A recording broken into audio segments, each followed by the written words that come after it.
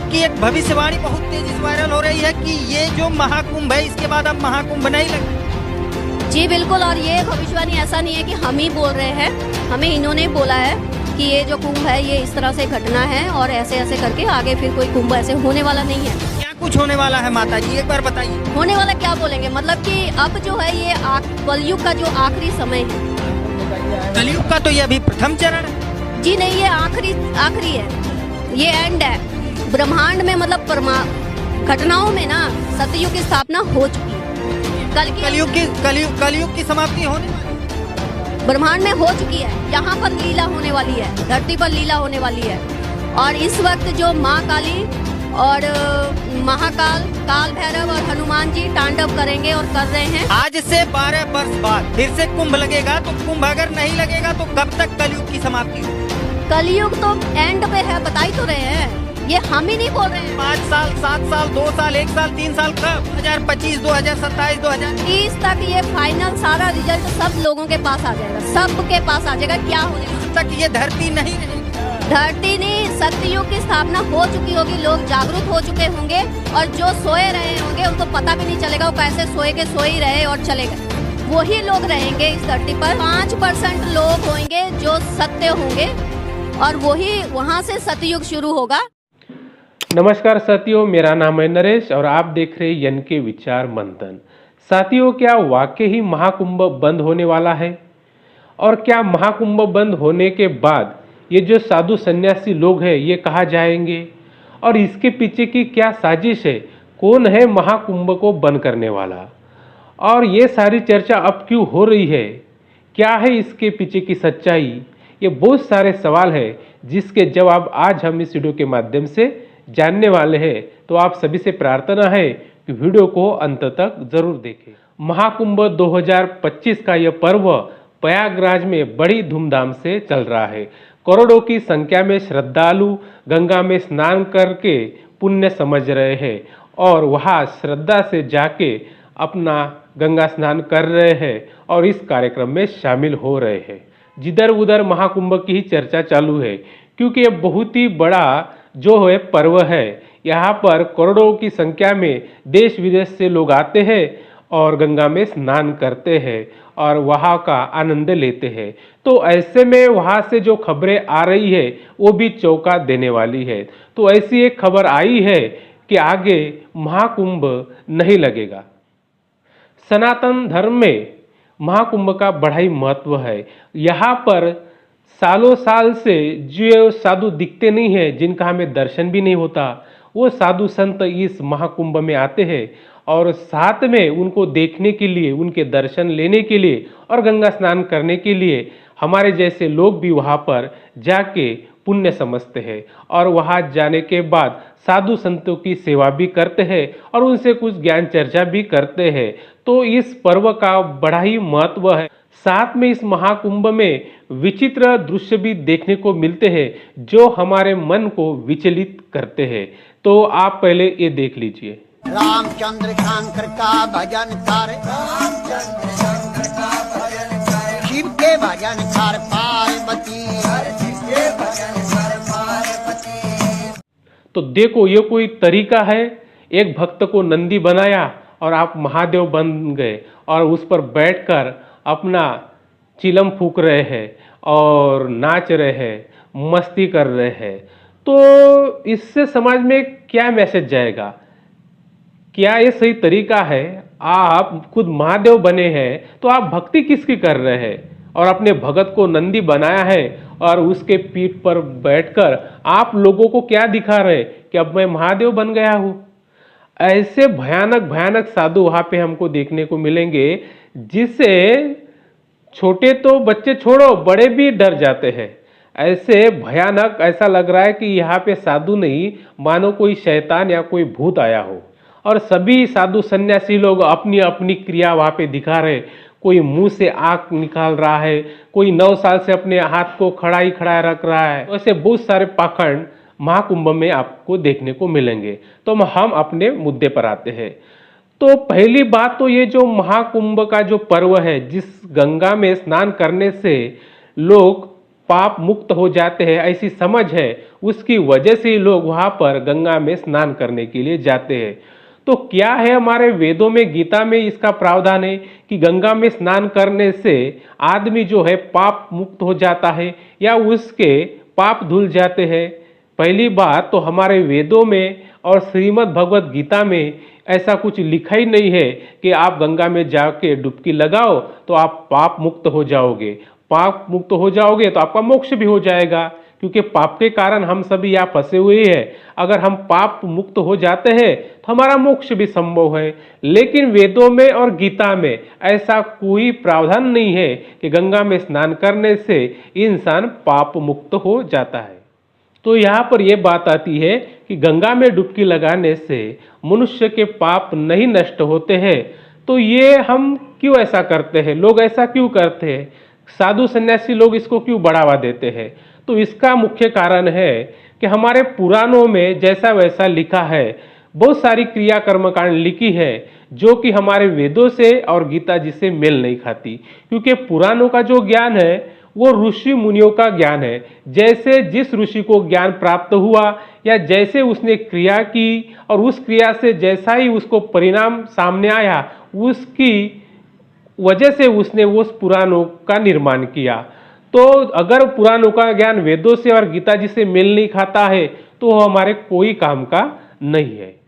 कहने का मतलब ये है कि इस महाकुंभ में पाखंड बहुत चलता है और गीता जी में लिखा है कि जब जब धर्म की हानि होती है तो मैं धर्म को स्थापित करने के लिए अवतार लेता हूं। तो आज देखा जाए तो सभी इधर महाकुंभ जैसे इसमें तो पाखंड है, बाकी जगह भी पाखंड बहुत फैला हुआ है। तो इस पाखंड को रोकने के लिए, समाज को सही दिशा देने के लिए भगवान का अवतार तो आएगा ही आएगा। क्योंकि अगर यह ऐसा ही चलता रहा तो भक्ति तो बहुत दूर की बात है, हम इंसानियत भी भूल जाएंगे। जिनको हम ज्ञानी ध्यानी समझ रहे हैं, जो सन्यासी बाबा है, अघोरी बाबा है, वो उनके अगर हम कारनामे देखेंगे तो हमें लज्जा आती है। क्या यही हमारा धर्म है? क्या यही हमारी गीता है? क्या यही हमारे वेद है? क्या श्री कृष्ण जी ने हमें यही ज्ञान दिया है? क्या वेदों ने हमको यही ज्ञान दिया है? ये जो सन्यासी लोग हैं, साधु संत है, जिन्होंने सन्यास लिया है, भगवान प्राप्ति के लिए घर भी त्यागा है, भूखे भी रह रहे हैं, नंगे भी रह रहे हैं, तो ये इनकी ऐसी क्रिया है तो आम समाज इससे क्या सीख लेगा? कहने का मतलब ये है कि गीता और वेदों से विपरीत जो भी कोई साधना करेगा वो भगवान प्राप्ति की साधना नहीं है, वो मोक्ष प्राप्ति की साधना नहीं है। उससे आपको और कोई लाभ मिलेगा लेकिन वो मनुष्य जीवन का कल्याण नहीं कर सकता। और महाकुंभ में जाने वाले जो साधु संत है, जो सन्यासी अघोरी बाबा है और हमारे जैसे जो श्रद्धालु है, इन्हें तत्वदर्शी संत ना मिलने के कारण हम महाकुंभ जैसे पर्व में जाके अपने आप को पुण्यकर्मी समझते हैं, जो हमारे वेद गीता से विपरीत है।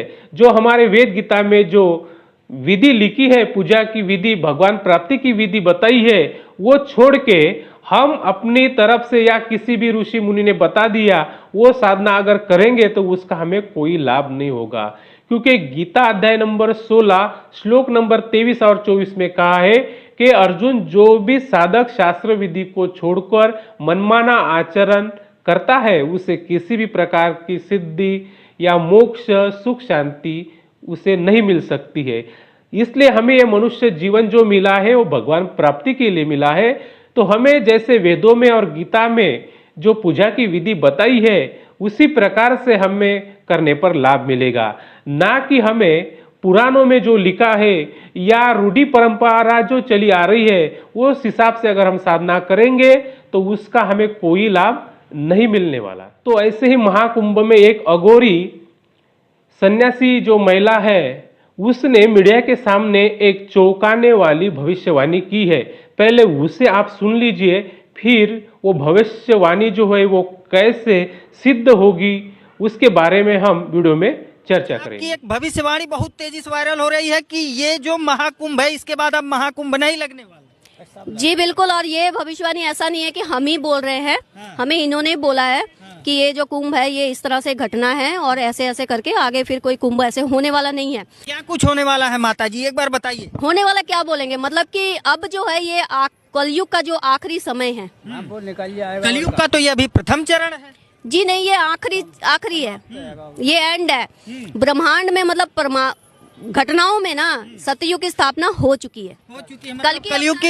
कलयुग की समाप्ति होने वाली है। ब्रह्मांड में हो चुकी है, यहाँ पर लीला होने वाली है, धरती पर लीला होने वाली है। और इस वक्त जो माँ काली और महाकाल, काल भैरव और हनुमान जी तांडव करेंगे और कर रहे हैं। आज से 12 वर्ष बाद फिर से कुंभ लगेगा, तो कुंभ अगर नहीं लगेगा तो कब तक कलयुग की समाप्ति हो सकती है? कलयुग तो एंड पे है, बता ही तो रहे हैं, ये हम ही नहीं बोल रहे हैं। 5 साल, 7 साल, 2 साल, 1 साल, 3 साल, कब? 2025, 2027, 2030 तक ये फाइनल सारा रिजल्ट सब लोगों के पास आ जाएगा, सबके पास आ जाएगा। क्या होने वाला तक ये धरती नहीं रहेगी।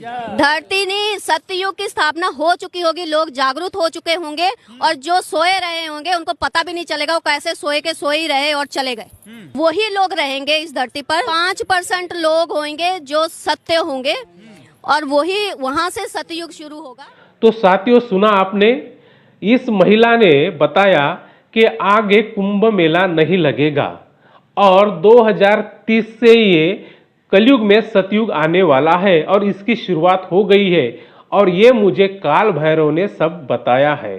तो कुछ ना कुछ तो सच्चाई इस महिला के भविष्यवाणी में होगी, क्योंकि ये जो सन्यासी लोग होते हैं, ये जो हठयोग करते हैं, जो साधना करते हैं, उसके बदले में इनको काल भगवान थोड़ी बहुत सिद्धि दे देता है, जिसकी वजह से ये आगे की कुछ बात पता कर सकते हैं या अपनी छोटी बड़ी क्रिया कर सकते हैं, लेकिन उसका कोई लाभ नहीं। चलो, अब इस महिला ने ये तो बता दिया कि आगे महाकुंभ नहीं लगेगा, तो सवाल ये खड़ा होता है कि महाकुंभ क्यों नहीं लगेगा और इसको रोकने वाला कौन है?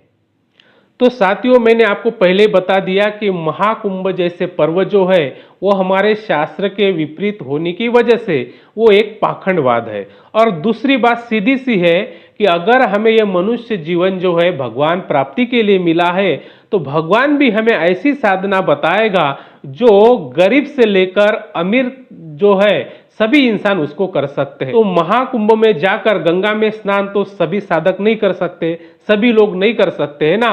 तो हमें भगवान ने भी ऐसी साधना इस कलयुग में दी है कि जो गरीब से गरीब, जिसको आंखें ना हो, जिसको हाथ ना हो, जिसको पैर ना हो, वो भी साधक जो है, वो भी इंसान साधना कर सकता है, वो भी उसको एक पैसा भी नहीं लगता है। और वो साधना गीता जी में और वेदों में भी बताई है।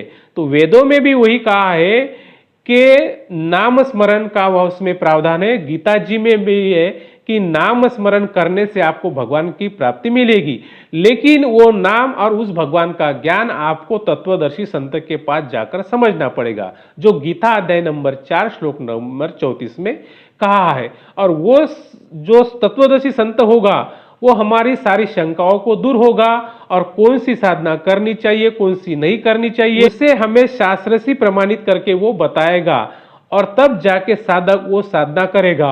और वो साधना इतनी सरल और आसान होगी कि उससे एक पैसा भी नहीं लगेगा और वो हम काम करते करते, चलते बैठते उठते उसको कर सकेंगे। वो कितना भी निर्धन व्यक्ति क्यों ना हो, वो कैसा भी क्यों ना हो, वो किसी भी जात धर्म का व्यक्ति क्यों ना हो, उस भक्ति को वो कर सकता है, क्योंकि हमें मनुष्य जीवन ही भगवान की प्राप्ति के लिए मिला है। तो गंगा में स्नान तो हर कोई नहीं कर सकता और हर कोई महाकुंभ में जाके अपना 10-20 हजार दे के वहां पे नहीं रह सकता। तो ये भी यहाँ पर एक बात सिद्ध होती है कि ऐसी साधना भगवान हमें बता ही नहीं सकते जो हर किसी की बस की बात ना हो। और जैसे गीता में लिखा है कि धर्म की हानि होने के बाद धर्म की स्थापना करने के लिए भगवान खुद अवतार लेते हैं। तो कबीर साहब जी ने 600 साल पहले अपने वाणी में लिखा है, 5500 जब कलयुग बीत जाए, महापुरुष फरमान तब जग तारन को आए। तो 5500 कलयुग 1997 में पूरा होता है और संत रामपाल जी महाराज वो महापुरुष है जिनके सानिध्य में ये सभी पाखंडवाद खत्म हो रहा है। आप थोड़ा ध्यान से सुनिए, 2-4 बातें हम आपको बताएंगे जिससे आपकी शंका का समाधान होगा। तो अभी संत रामपाल जी महाराज जी के जो अनुयायी है वो 90% जो है वो हिंदू है। वो वही हिंदू है जो महाकुंभ में जाके अपना गंगा में डुबकी लगाने को अपना पुण्य समझते थे। लेकिन संत रामपाल जी महाराज जी का ज्ञान जब उन्होंने सुना और अपने शास्त्रों से उसका मिलान किया तो तब उनको समझ में आया कि भगवान की प्राप्ति की ये क्रिया बिल्कुल भी नहीं है, ये सब पाखंडवाद में आता है और ये काल का चलाया हुआ एक महा षड्यंत्र है जिसमें ये आत्मा फंसी की फंसी रहे। तो जब उनको ये पता लगा कि सही साधना जो है वो एक सतनाम का जाप होता है और मर्यादा में रह के भक्ति करनी होती है, और वो पूरा समझने के बाद उन्होंने संत रामपाल जी महाराज जी से उपदेश लिया और सारे कर्म कांड छोड़ के अपना घर में रह के अपने परिवार में रह के आसानी से वो साधना कर रहे, जिसके वजह से उनको शारीरिक, मानसिक और आर्थिक, आध्यात्मिक सभी प्रकार के लाभ उनको हो रहे। तो धीरे धीरे ये संत रामपाल जी महाराज जी का ज्ञान है जन जन तक पहुंच रहा है और पूरी तरह से जब ज्ञान सभी इधर फैल जाएगा तो सीधी सी बात है कि सभी लोग संत रामपाल जी महाराज जी से नाम दीक्षा लेंगे और महाकुंभ जैसे पर्वों में जाने से वो परहेज करेंगे। तो इस महिला ने जो भविष्यवाणी की है कि आगे महाकुंभ नहीं लगेगा, इसकी बात ये सही है, क्योंकि अभी लोगों को मालूम नहीं है कि सही साधना कौन सी है और गलत कौन सी है। जो भी अपनी साधना कर रहा है उसको सही मानकर ही तो कर रहा है ना, तभी तो इतने वो कष्ट करके वो साधना में लगा हुआ है। लेकिन जब उसे पता लगेगा कि मैं जो साधना अभी तक कर रहा था वो शास्त्र के विपरीत है, उसका कुछ भी हमें लाभ नहीं है और वो मनुष्य जीवन में जो हमें जन्म मरण से छुटकारा चाहिए वो भी उससे नहीं मिल सकता, तो वो साधना को क्यों करेगा, वो छोड़ देगा और संत रामपाल जी महाराज जी की शरण ग्रहण करेगा और ऐसे करके फिर कुंभ मेला आगे से नहीं लगेगा। तो इस महिला को अपनी शक्ति से वो आगे की बात अभी से मालूम हुई है। ऐसे तो बहुत सारी भविष्यवाणी है कि जो संत रामपाल जी महाराज पर फिट बैठती है, लेकिन अभी जो चर्चा चल रही है कि कुंभ मेला क्यों नहीं लगेगा, उसका कारण यही है कि वो सब पूरा पाखंडवाद में आता है और वो गंगा स्नान और कुंभ मेले में जाना ये सभी शास्त्र के विपरीत होने की वजह से वो एक दिन बंद होने वाला है। उसकी शुरुआत भी हो चुकी है।